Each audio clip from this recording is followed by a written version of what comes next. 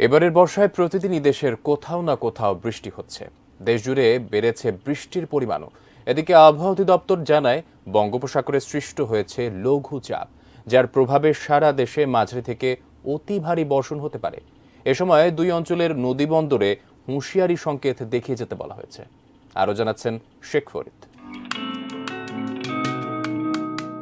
রাজধানী সহ দেশের ১৩ অঞ্চলের উপর দিয়ে ঘন্টায় সর্বোচ্চ ৮০ কিলোমিটার বেগে ঝড় বয়ে যেতে পারে বলে জানিয়েছে আবহাওয়া অধিদপ্তর। ৩০ জুন দেশের অভ্যন্তরীণ নদীবন্দরগুলোর জন্য দেওয়া আবহাওয়ার পূর্বাভাসে এসব তথ্য জানানো হয়েছে।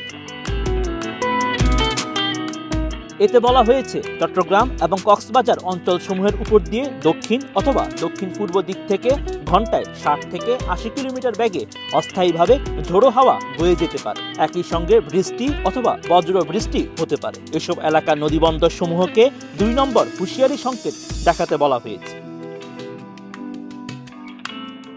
আবহাওয়ার পূর্বাভাসে আরও বলা হয়েছে, এছাড়া দেশের দিনাজপুর, রংপুর, রাজশাহী, বগুড়া, কুষ্টিয়া, যশোর, খুলনা, বরিশাল, পটুয়াখালী, নোয়াখালী, কুমিল্লা, ময়মনসিংহ এবং সিলেট অঞ্চলসমূহের উপর দিয়ে ঘন্টায় ৪৫ থেকে ৬০ কিলোমিটার বেগে অস্থায়ীভাবে দমকা অথবা ঝোড়ো হাওয়া বয়ে যেতে পারে।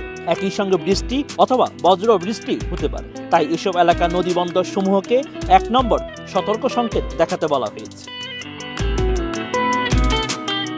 ডিজাইন, এলিগেন্স, বিউটি, সেরা পণ্য সবার জন্য জেভিকো। এদিকে ৩০ জুন রাত ১টা পর্যন্ত দেশের ৮ বিভাগে বৃষ্টি হতে পারে। কোথাও কোথাও মাঝারি থেকে অতি ভারী বর্ষণ হতে পারে বলে জানিয়েছে আবহাওয়া বিভাগ। আবহাওয়া অফিসের আগামী ২৪ ঘন্টার পূর্বাভাসে বলা হয়েছে, ১ জুলাই সোমবার দেশের রংপুর, রাজশাহী, ঢাকা, ময়মনসিংহ, খুলনা, বরিশাল, চট্টগ্রাম এবং সিলেট বিভাগের অধিকাংশ জায়গায় অস্থায়ীভাবে দমকা হাওয়া সহ হালকা থেকে মাঝারি ধরনের বৃষ্টি অথবা বজ্র সহ বৃষ্টি হতে পারে। সেই সঙ্গে দেশের কোথাও কোথাও মাঝারি ধরনের ভারী থেকে অতি ভারী বর্ষণ হতে পারে। এসব এলাকার নদীবন্দর সমূহকে ১ নম্বর সতর্ক সংকেত দেখিয়ে যেতে বলা হয়েছে। এ সময় সারা দেশে দিন ও রাতের তাপমাত্রা সামান্য কমতে পারে।